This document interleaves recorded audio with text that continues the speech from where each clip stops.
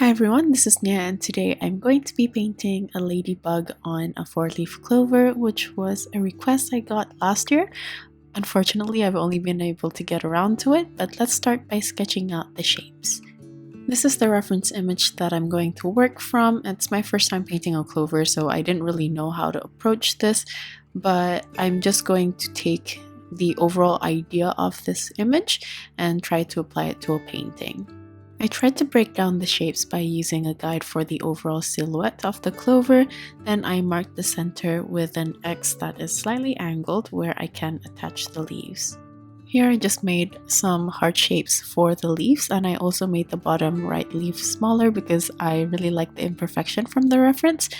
I think it looks cute that way, even though I think I didn't exaggerate it enough as I'm rewatching this. But you can play with this as you like. Personally, I didn't really want to copy the reference angle to angle, but if that's what you like to do, you can paint more accurately according to the reference. I also noticed the slightly overlapped leaves as I'm drawing this out, and as for the ladybug, I want to show it from a slight higher angle so it'll look a bit rounder. Just make sure you figure out the center of the ladybug, so if you want to draw them in a slightly different angle, you know where the wings will be divided. I feel like the overall drawing here is a bit heavy to the left, so I'm going to add the stem on the right hand side to balance out the composition. And I like to imagine how the stem is connected to the center of the clover, so the position looks natural. After that, I just want to make sure the outline is clean, and next here are the colors I'm going to use. Vermilion by Holbein, Crimson Lake by Holbein, Sepia by Holbein, Indigo by Schmincke, Terre Verte by Holbein, and Permanent Yellow Deep by Holbein. I'm also going to use Bleed Proof White by Dr. P.H. Martins. Okay, so I'm going to paint the leaf one by one. I'm going to start by lightly dampening the surface and applying a green mixture later on. I'm not actually very good at painting leaves close up, and I've never painted a clover, so I was kind of experimenting with the techniques, especially on this first leaf. So after I've evenly dampened the surface very lightly so it's not puddling wet, I'm going to mix up Permanent Yellow Deep with Terre Verde, and I'm just going to look at the reference and try to pinpoint which areas are the lightest. Looking at the reference image, I can see that the midribs are the lightest and they're a bit of a yellow-green color. As for the rest of the leaf, I'm going to use a mix of Terre Verde and Indigo, since in the reference the color looks a bit muted and the green looks a bit bluish. I'm just using a really light consistency of this and spreading it out on the one leaf.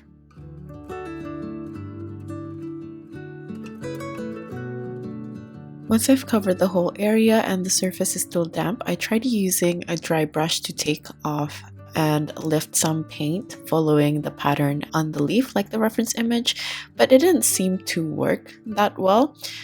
And what I found out after doing all 4 of these is it's better to take off or lift the paint using rolled up tissue, but I was still trying to salvage it at this point, so I tried to paint around it still using the damp surface, using the same mix, but I just played with the consistency to create darker and lighter colors. I was still quite unsure, so I used mostly light consistency so I can build up the layers slowly. And in certain spots, if I see the reference has darker colors, then I would just use a thicker consistency with a bit less water.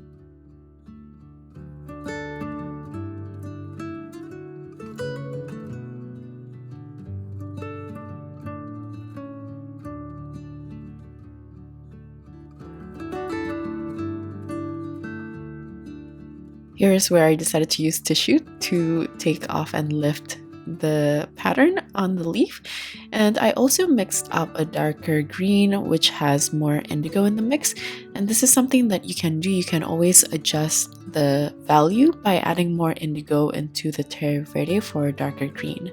Here I tried to create the veins of the leaves, but I tried to do it subtly, so I'm just painting in the direction of the veins where certain areas are darker and lighter, but I'm not going to paint them one by one for now.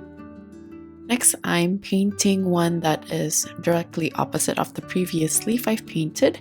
This is so I don't have to paint next to wet paint, and I can just leave it to dry while I paint another area. I started out by dampening the surface lightly, then I applied the yellow-green for the midrib before using the bluish-green for the rest of the leaf. Looking at the reference image, I see that closer to the center, the green is a little bit lighter, so I also used the yellow-green color. Then I used a clean damp brush to connect the two colors together because I wasn't sure what the pattern is going to look like. I prefer to lift the area instead of paint around it. Here I was trying to get a little bit closer to where the pattern is supposed to be, but I wasn't confident enough, so I ended up taking my rolled tissue and lifting the pattern. Then I'm going to exaggerate the shape by using a slightly thicker consistency on the still damp surface to paint right to the edge of the pattern.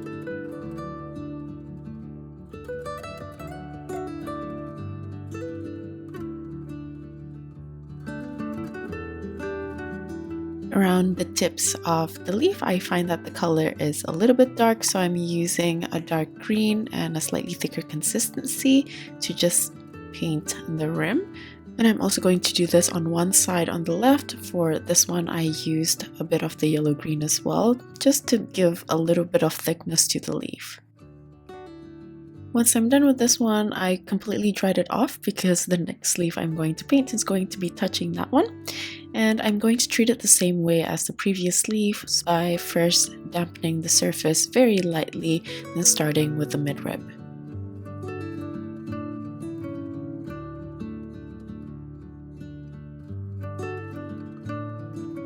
I'm just looking at the reference to see where the light area and the dark areas are and use the values of the greens accordingly. It really doesn't have to be that accurate since we can add on the details later, but I do like the base to have some slight variations in color and value. But what's important at this point is just placing the main features, the greens around the light pattern, the midrib or the center of the leaf, and the slight thickness of the leaf around the edges. And I'm just going to keep doing this little by little to fill in the space of each leaf.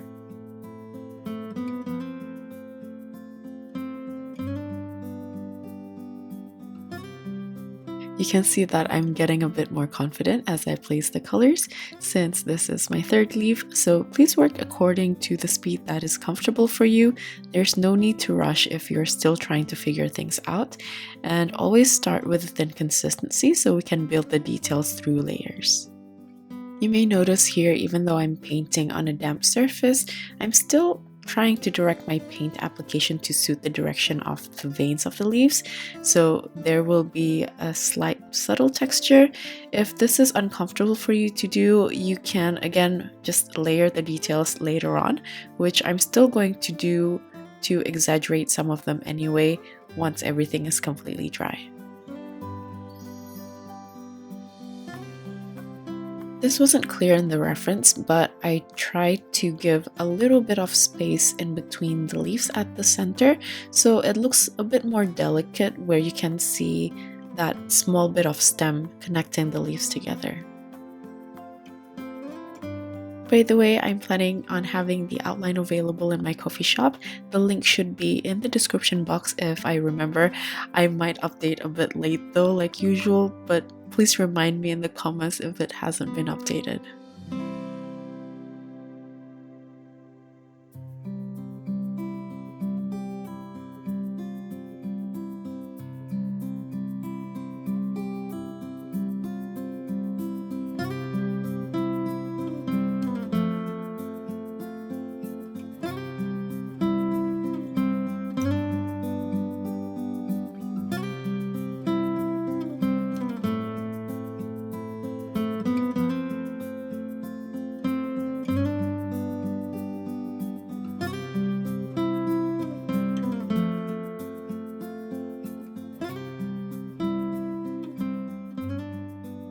So here I'm done painting the base color for all the leaves. So I'm going to go back to the first leaf after this one and try to add on some of the veins. Here I'm using a dry brush load with a light consistency paint to add the thin veins. I want them to dry quite light since these are delicate leaves, and I want the texture to be very subtle, so after I'm done adding on those lines, I like to smudge the edges using a clean damp brush to soften and blur the texture slightly. With the same light consistency, I also want to accentuate the slight fold in the midrib, and this should just add a very subtle shadow. As I mentioned before, I'm painting very lightly so I can slowly adjust it later, but if you're certain, you can always adjust the values to be darker straight away. For this leaf, I actually focused more on the thickness of the leaf as well as the shadow in the midrib, since there's already a slight texture from the base color, and here I'm just softening it again using a clean damp brush. I'm basically trying to reactivate some of the paint and soften the edges. I also increased the saturation on the left side of the leaf.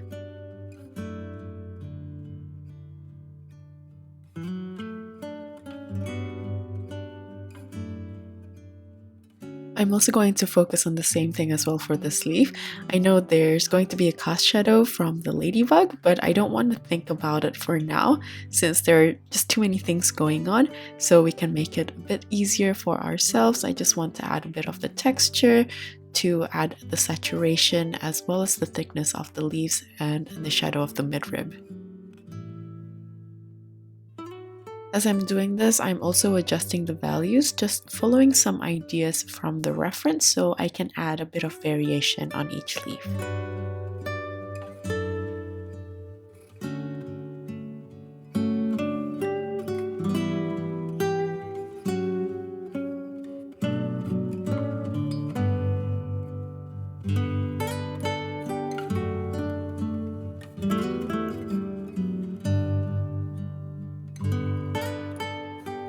Next, I'm going to paint the stem of the clover. For this, I'm just going to first use the light yellow-green color in a medium consistency. Here, since I've painted them from different directions, I just want to soften the blend, but I still want to actually darken the side as well as the bottom of the stem.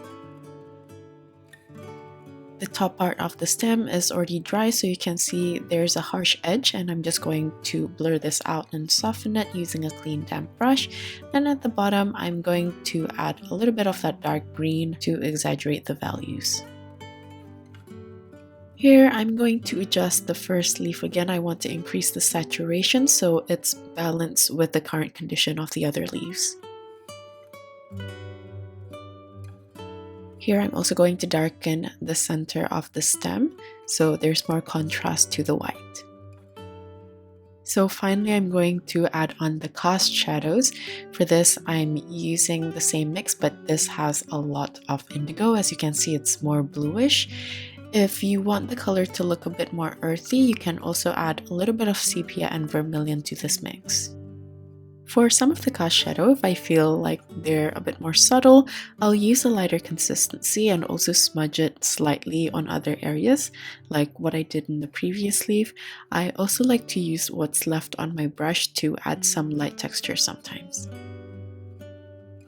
You'll still see me going back and forth here to add more subtle adjustments like the saturation and the texture so I can balance out the leaves.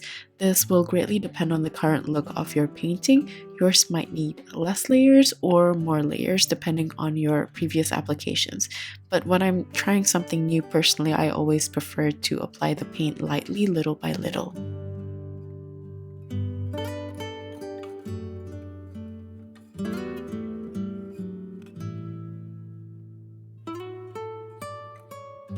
Now I'm going back to the cast shadow under the ladybug, and I'm using a slightly thicker consistency here so the shadow is even darker.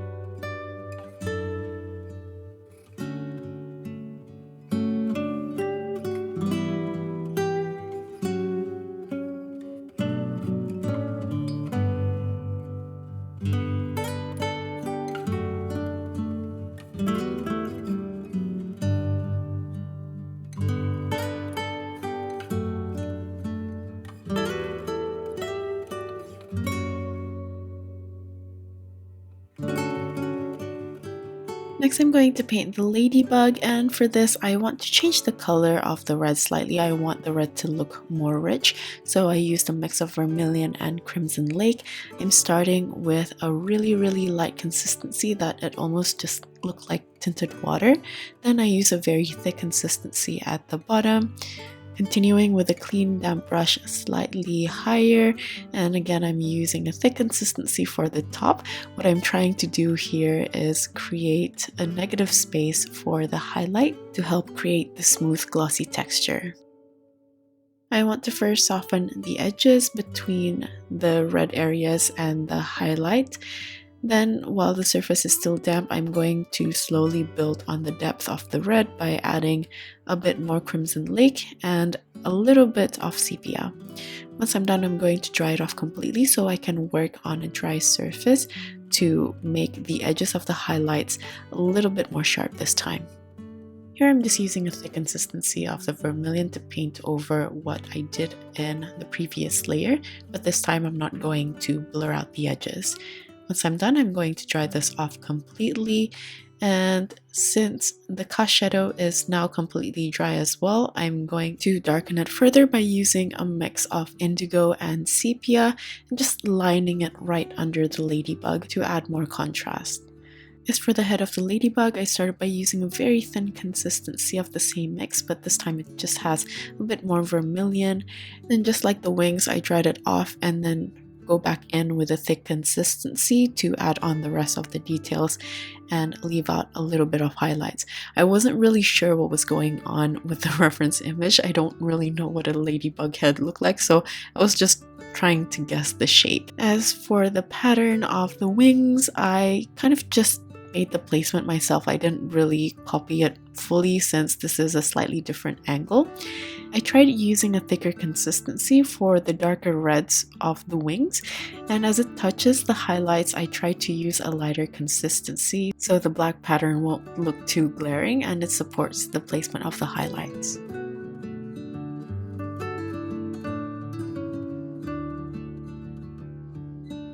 For some really fine added details, I decided to add an antennas.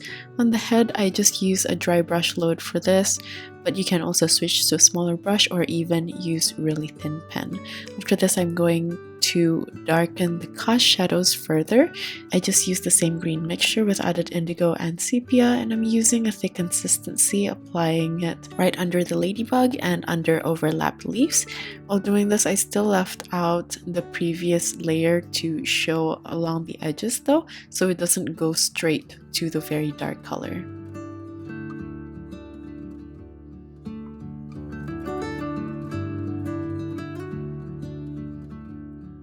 Lastly, I'm going to add some very fine highlights using bleed proof white with a dry brush load, applying it to the ladybug so it looks extra glossy. And for some of the side of the leaves, if they are lighter, I mix a bit of yellow green into the bleed proof white so the highlight of the leaves will look more subtle. And that's for this one. I hope it wasn't too confusing to follow since I did a lot of back and forth in this process. If you enjoyed this tutorial, please consider subscribing for more. Like usual, the list of tools as well as my social media links will be in the description box. Thank you so much for watching till the end, and I'll see you guys at the next one. Bye!